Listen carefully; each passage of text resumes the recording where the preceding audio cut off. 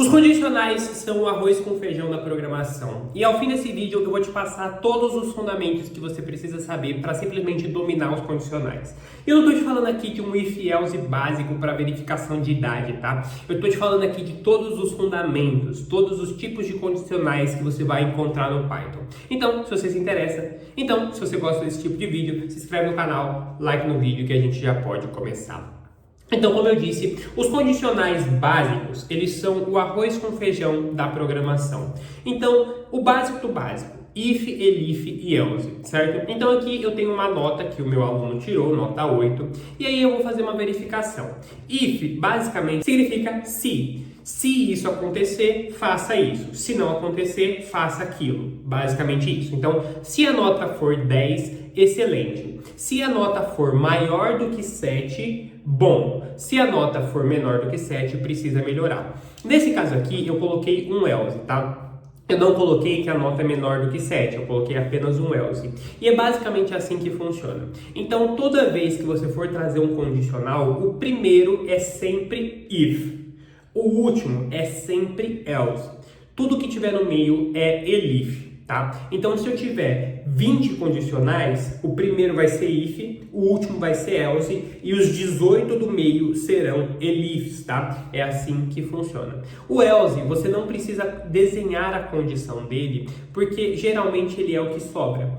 Então aqui eu tenho aqui, ó, se for igual a 10, então aqui em cima eu tenho, se for igual a 10, excelente. Se for maior do que 7, maior ou igual no caso, né? Esse aqui não é só maior, mas maior ou igual. Então se for 7, 8 ou 9, é bom. E se não for, aí precisa melhorar. E aí o próprio código, ele vai cuidar disso. Então se não é isso, se não é aquilo, é o que sobra, tá? E aí, nesse caso, você precisa tomar cuidado, porque o código ele vai interpretar sozinho o else. Mas se você desenhar mal feito essas duas partes aqui, ele vai acabar interpretando errado, tá? Então, toma cuidado na hora que você for desenhar o seu condicional para que ele não interprete errado. E aí, feito isso, a gente vai para o próximo degrau, que é o degrau dos operadores lógicos de dupla condição, certo? Os operadores lógicos de dupla condição, eles são basicamente dois, o AND e o OR, tá? Em tradução, sempre traduza, tá? Porque a tradução geralmente é literal. Então, o AND significa e, OR significa ou. Então, nesse caso, todas as condições devem ser verdadeiras. No caso do OR, pelo menos uma condição deve ser verdadeira. Então, no caso aqui dos exemplos, a gente tem duas condições, certo? A gente tem a idade e a gente tem a nota, certo? No primeiro aqui, eu vou falar da idade. Então, se a idade for maior ou igual a 18 e a nota for maior ou igual a 17, pode se inscrever no curso avançado, tá? Nesse caso aqui, necessariamente o aluno tem que ter 18 anos ou mais e ele tem que ter tirado uma nota 7 ou mais, tá? Se nesse caso aqui o aluno tirou 10, mas ele tem 15 anos, não pode, porque a primeira nota, a nota bate, mas a idade não bate. Nesse caso não vai funcionar, tá? E vice-versa, se ele tiver a idade, mas ele não tiver a nota, também não vai funcionar. Nesse caso aqui, qual que é uma funciona? Então, se a idade for menor do que 18 ou a nota for menor do que 7, precisa de mais prática. Então, muitas vezes, a idade não necessariamente é menor do que 18, às vezes ele pode ter 20 anos, mas a nota é 5. Então, se ele tem 20 anos e a nota é 5, cara, a nota ela bateu, mas a idade não bateu, então ele precisa de mais prática, entende? Então esses dois sempre vão ter duas opções, tá? Não dá para ter três opções, porque senão fica ou ficariam muitas coisas, então não daria certo. Então geralmente são duas opções e aí você verifica, tá? E aí ele vai fazer essa verificação. Isso aqui já é o segundo degrau dos condicionais, tá? Isso aqui é o arroz com feijão, básico do básico. Isso aqui você já mostra que você é um programador um pouco mais avançado. Então, nesse caso aqui, ó, a gente poderia ajustar esse código aqui para ser algo parecido com isso, porque senão você teria que escrever dois condicionais. Porque se você não fosse colocar dessa forma aqui, você acabaria colocando dessa forma aqui, entende? Então, você teria que pegar esse elif nota aqui e jogar aqui embaixo. Então, if idade maior ou igual a 18, if nota, e aí você não teria isso aqui. Então, essa estrutura, ela serve basicamente para você fazer um código mais direto ao ponto, tá? Um código mais dinâmico. dinâmico. Então isso aqui, gente, faz muita diferença num portfólio. Se você faz um portfólio totalmente básico do básico, cara, você vai acabar se prejudicando. Então, toda vez que você for capaz de construir um código utilizando essas boas práticas, você vai ter um destaque muito grande no seu portfólio. E basicamente isso é o que você precisa saber sobre if, elif e else. Agora a gente vai para o próximo passo, que é o match case. O match case ele foi desenvolvido para o Python 3, que é a versão que nós temos. Então, antes do Python 3, o match case não operava e ele serve basicamente como um condicional diferente, tá? Ele tem a mesma ideia de verificar condições, mas de uma estrutura diferente. Qual que você vai usar? Cara, aí é o seu gosto, tá? Com exceção de se você estiver fazendo algo específico e aí você receba a ordem explícita de que isso aqui deve ser feito com match case ou deve ser feito com if, elif, else, no geral você pode escolher porque os dois dão no mesmo, tá? Então, nesse caso aqui, eu tenho um input, dias da semana, certo? E aí ele vai fazer um match case. Então, o match do dia, certo? Então ele vai usar o dia como referência. E aí o case ele vai usar todas as opções. Então, se for segunda-feira, é o início da semana. Se for quarta, meio da semana. Se for sexta, sextou. O match case ele tem uma característica que o if, elif e o else eles não têm, que é a questão do underline.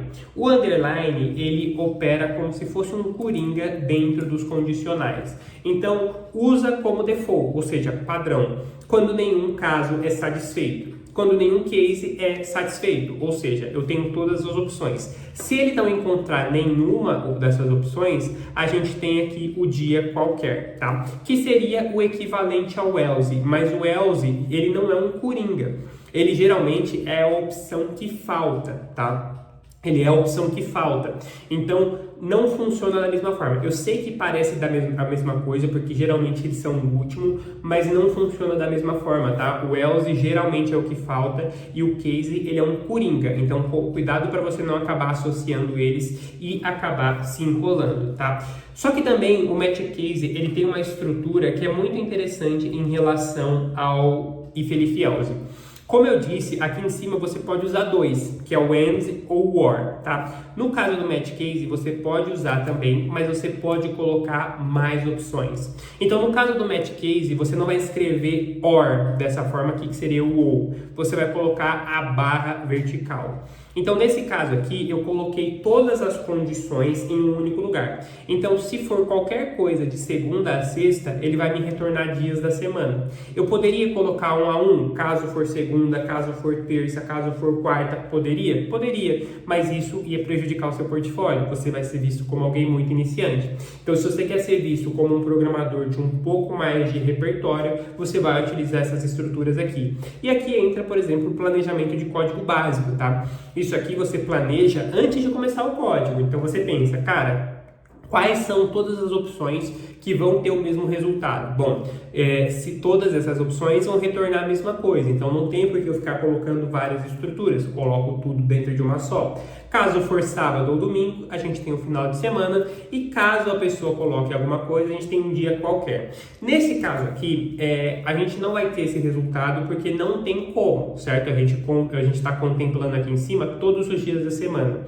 Mas, cara, quando a gente fala de programação, sempre planeje os erros, tá? Sempre tente pensar nos possíveis erros que podem acontecer. Porque você tem que lembrar que você, como programador, você está desenvolvendo alguma coisa para um cliente utilizar. Então vai ser o usuário do seu aplicativo, vai ser o usuário do seu jogo, vai ser o usuário do seu site. Essa pessoa não é uma programadora.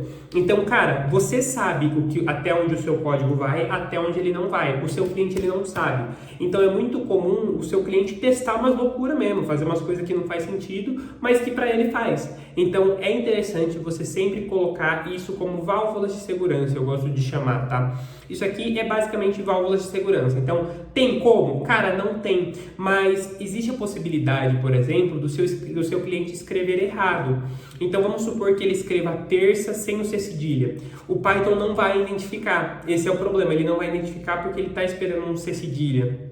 Então ele vai acabar dizendo que é um dia qualquer, e nesse caso não é. Eu dei um exemplo do dia qualquer para explicar para vocês, mas aqui você pode colocar dia inválido ou foi escrito do jeito errado. Então você tem que colocar essas estruturas de verificação, porque, cara, o seu usuário muito provavelmente ele vai fazer besteira, ele vai fazer algo que não deve e vai dar erro no código e ele vai colocar a culpa em você, tá? Talvez a culpa seja dele, mas no geral ele não vai enxergar isso. Então é interessante que você, como programador, você planeje os erros mais óbvios. Obviamente vai ter erro que você não vai conseguir planejar porque é algo muito específico, mas os erros mais óbvios você tem que ser capaz de contornar, tá certo? Então, sem mais, eu fico por aqui. Isso é tudo que você precisa saber sobre os condicionais com Python, tá? Eu tentei ser o mais prático e didático aqui, com todos os fundamentos dos condicionais, e eu espero que você tenha aprendido. E se você tem interesse em se aprofundar no Python e se desenvolver ainda mais dentro do Python Pro, isso aqui é só o começo, tá? O Python Pro é uma comunidade completa com todo o conteúdo que você precisa para nunca mais comprar um treinamento de programação. Lá dentro você vai desde os fundamentos mais básicos, como lógica de programação, até as partes mais avançadas de orientação a objetos e as especializações com Python. Ciência de dados, automações, desenvolvimento web. Tem até um aluno do Python Pro que está desenvolvendo a própria inteligência artificial, como você está vendo no print aí. Então, sem mais, eu fico por aqui. Se inscreve no canal, like no vídeo e eu te vejo lá dentro do Python Pro.